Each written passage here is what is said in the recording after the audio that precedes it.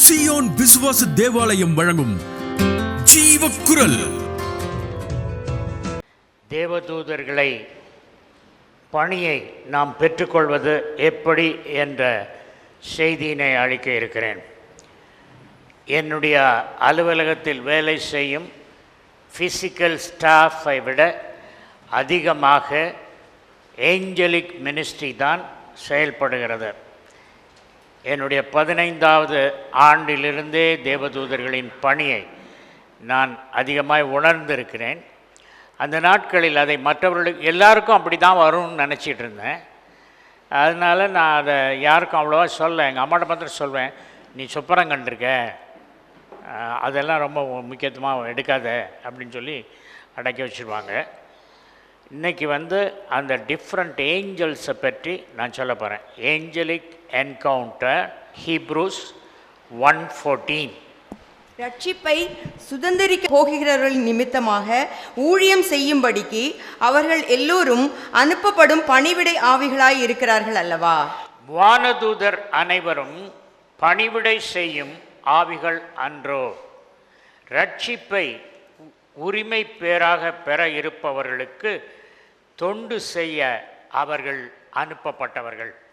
தொண்டு செய்ய அனுப்பப்பட்டவர்கள்.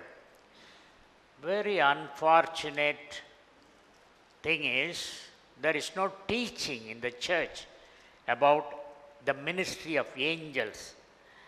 பைபிள் இயற்கைக்கு அப்பாற்பட்ட ஒரு புத்தகம். பைபிளின் தேவன் இயற்கைக்கு அப்பாற்பட்ட தேவன். அவருடைய பிள்ளைகளும் இயற்கைக்கு அப்பாற்பட்டவர்களாக இருக்க வேண்டும். Meditation of the Bible leads to revelation. Revelation leads to manifestation of miracles. சரி, வானதூதர் அனைவரும் பணிவிடை செய்யும் ஆவிகள். நமக்கு ரட்சிக்கப்பட்ட நமக்கு அவர்கள் உதவி செய்யும்படி அனுப்பப்பட்டவர்கள். தேவதூதர்கள் மனித உருவில் நாம் அவர்களை உபசரிக்க முடியும். அது பழைய ஏற்பாட்டு காலத்திலிருந்து நடந்து வருகிறது. Genesis chapter 18 verse 8. ஆதியாகமம் 18ஆம் அதிகாரம் 8ஆம் வசனம். ஆபிரகாம் வெண்ணெயையும் பாலையும் சமைப்பித்த கன்றையும் எடுத்து அவர்கள் முன்பாக வைத்து அவர்கள் அருகே மரத்தடியில் நின்று கொண்டிருந்தான். அவர்கள் புசித்தார்கள். மரத்தடியில் நின்று கொண்டிருந்தான். அவர்களுக்கு சமைத்து சில உணவுகளை கொண்டு அவர்கள் புசித்தார்கள். It's a fact. தேவதூதர்கள் கண்ணுக்கு காணப்படாத தேவதூதர்கள் கண்ணுக்கு காணப்படும் மனிதர்களாக நம்மை போல் ஒருவராக தோன்றி நம்முடைய இல்லங்களுக்கு வருகிறார்கள். என்னுடைய வாலிப நாட்களில் அப்படி அசாதாரணமாய் வந்த ஒருவருக்கு எப்போமாவது அடிக்கடி வருவார். அவருக்கு நாங்கள் உணவு கொடுப்போம். அவர் எங்கே இருக்கார், யார் அப்படின்னு கேட்டால் சொல்ல மாட்டார். அதுக்கப்புறம் ஒரு சம்பவம், 30 ஆண்டுகளுக்கு முன்பு நடந்த ஒரு சம்பவத்தை சொல்ல விரும்புகிறேன். தூர கிழக்கு ஒலிப்பதிவு நிலையத்தில் நான் வேலை செய்து வந்தேன், பப்ளிக் ரிலேஷன்ஸ் ஆஃபீஸராக. அந்த நாட்களில் ஒரு நாள் என் காதில் ஒரு குரல் கேட்டது. நீ வேதாகம கல்லூரி நடத்துவாய் என்று ஒரு குரல் கேட்டது. நான் இறையியல் படித்துவிட்டு டேஸ்டார் யூனிவர்சிட்டி நைரோபியில் இருக்கிறது. அந்த டேஸ்டார் யூனிவர்சிட்டியில் வேத பாடங்களை கற்று நான் வேலைக்கு ஜாயின் பண்ணியிருந்தேன் ஃபாரிஸ்ட் ப்ராட்காஸ்டிங் கம்பெனியில். அந்த வேலையில் வேலை சேர்ந்து விட்டதுனால எப்படி வேதாகம கல்லூரி நடத்த முடியும் என்று எனக்கு சந்தேகம். ஆண்டவர் சொன்னது என் மனதில் இருந்தாலும் அதற்கான முயற்சியை நான் எடுக்கவில்லை.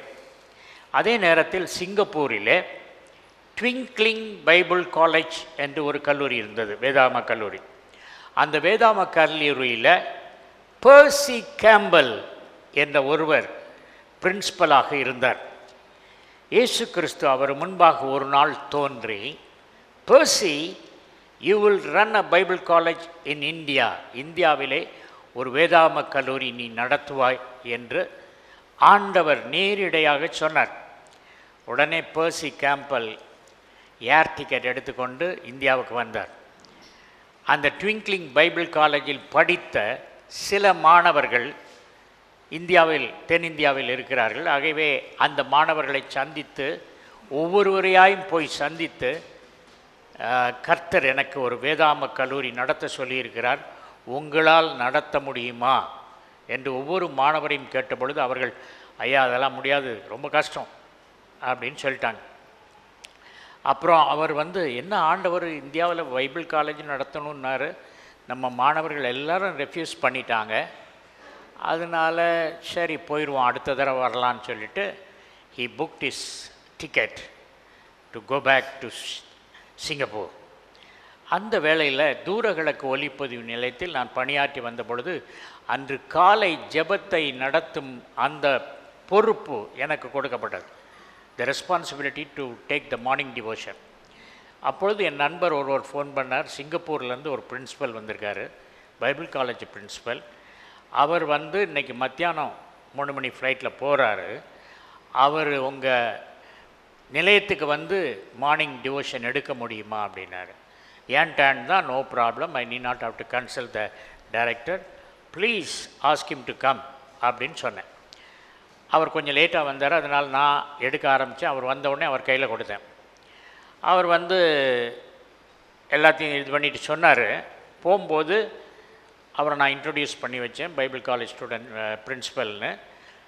அவர் போகும்போது எங்கள் டைரக்டர் சொன்னார், நம்ம நிறுவனத்தை சுற்றி காட்டு என்று சொன்னார். அவரை கூட்டிகிட்டே போனேன். போயிட்டுருக்கும்போது, Percy, what is the purpose of your coming to India என்று கேட்டேன். அவர் சொன்னார், ஒரு வேதாம கல்லூரி நடத்தும்படியாக ஆண்டவர் சொன்னால் நான் வந்தேன், ஆனால் யாரையும் கண்டுபிடிக்க முடியவில்லை, திரும்பி போகிறேன் என்றார். அப்போது பக்குனுச்சு எனக்கு. உடனே நான் சொன்னேன், ஆண்டவர் எனக்கும் சொல்லியிருக்கிறார் ஒரு வேதாம கல்லூரி நடத்துவா என்று அப்படின்னு. உடனே என் ஷோல்டரில் கை வச்சு, you are the person, you are to run the Bible college அப்படின்னு சொன்னார். அவர் டிக்கெட்டை கேன்சல் பண்ணார்.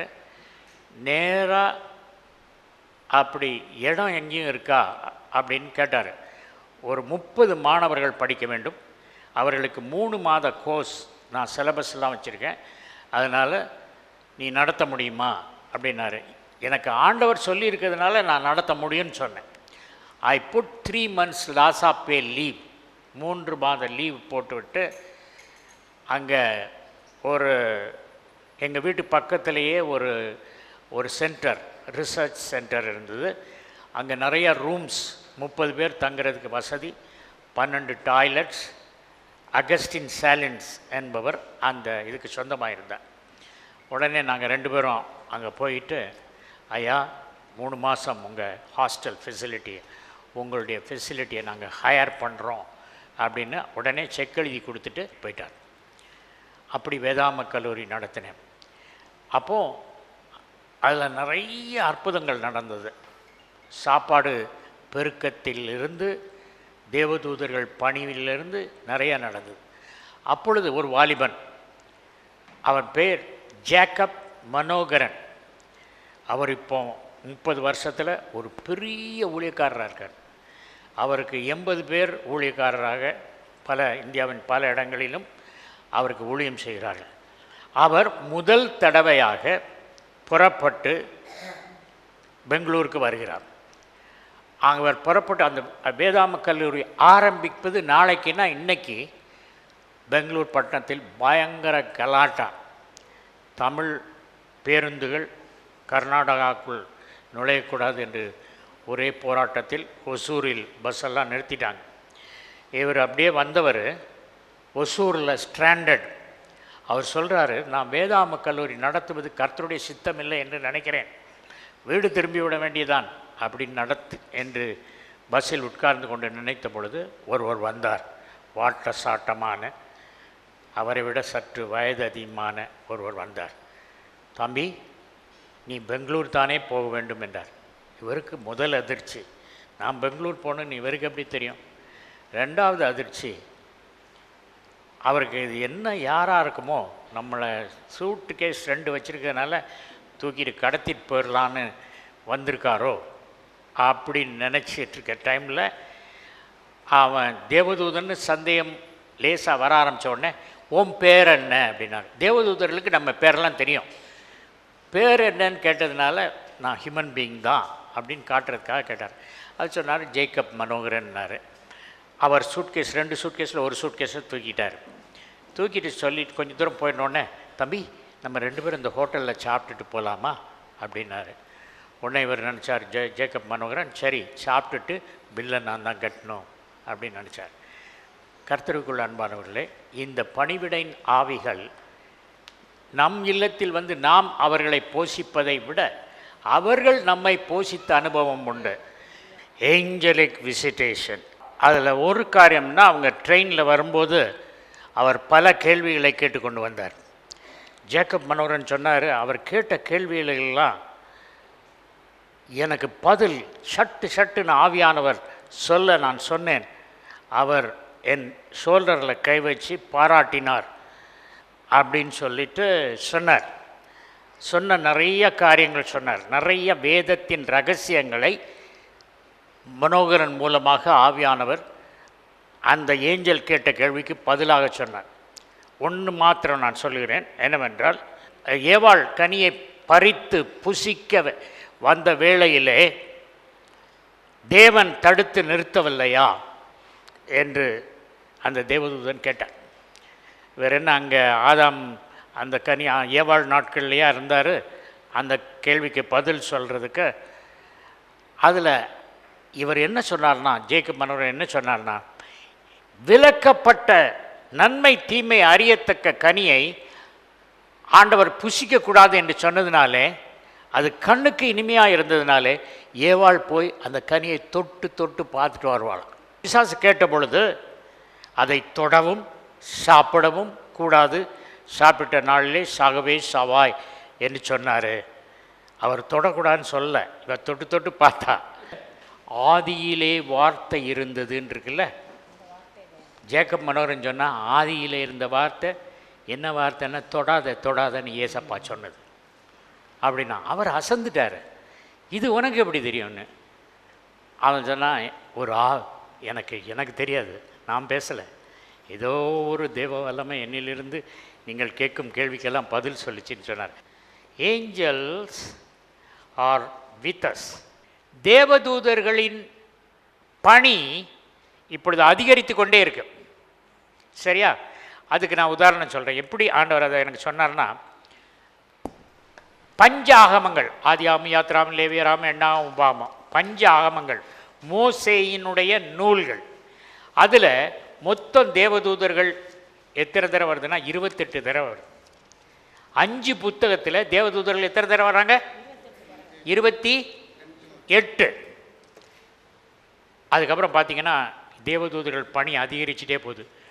நியூ டெஸ்டமெண்ட்டில் ரொம்ப அதிகரிச்சிருச்சு. ஆனால் ரெவலேஷன் வரும்போது 72 தேவதூதர்கள் அதில் குறிக்கப்பட்டிருக்காங்க. 72, 3 மடங்கு. 5 புத்தகத்தில் 28 தடவை ஏஞ்சல்ஸ் வருது. ஒரு வெளிப்படுத்தின விசேஷத்தில் எத்தனை ஏஞ்சல்ஸ் வருது? 72 ஏஞ்சல்ஸ் கூடிக்கிட்டே இருக்காங்க. இன்னொரு காரியம் நான் பார்த்தேன். ஆண்டவர் சொன்னார், தேவதூதரெல்லாம் போங்க, உலகத்தில் உள்ளவங்களுக்கு ஹெல்ப் பண்ணுங்க அப்படின்னு. எண்ணிறந்த தேவதூதர்கள் இறங்கியிருக்காங்க. நம்ம பேசும்போதெல்லாம் நான் பார்த்துருக்கேன் நிறைய விசுவாசிகள், பாஸ்டர் இன்றைக்கி கோயிலுக்கு வரணும்னு தான் நினச்சேன், செமினாருக்கு வரணும்னு தான் நினச்சேன், பிசாசு பாருங்கள் தடுத்து நிறுத்திட்டான், எங்கள் மாமா வந்தார், அப்படியே வீட்டில் இருந்துட்டேன். பிசாசை பற்றி பேசாத விசுவாசி கிடையாது. சாரி, நானும் பேசியிருக்கேன். நான் என்ன இன்னைக்கு பிரசங்கம் பண்ணியிருக்கேன்னா, you have a supernatural help. These angels are telling. தாகமாக இருக்கிறவங்க இந்த பிரசங்கத்தை கேட்டு எனக்கும் ஏஞ்சல் வேணுங்கிறவங்களுக்கு ஒரு மின்சாரம் போல் உணர்வீர்கள். அப்பொழுது அந்த ஏஞ்சல் உங்கள்கிட்ட வந்து ஜாயின் பண்ணும். அடுத்த நாள்லேருந்து அதுக்கு பேர் வச்சு, குறைஞ்சது 2 ஏஞ்சல் ஜாயின் பண்ணும், 2 பேர் வச்சு நீங்கள் பேசுங்க. இது நான் என் அனுபவத்திலேருந்து சொல்கிறேன். ரைட். ஜீவக்குரல் 14/1 மங்கம்மாள் சாலை, KK நகர் அஞ்சல், திருச்சி 620021, தமிழ்நாடு, தென்னிந்தியா. மொபைல் எண் 919025432432.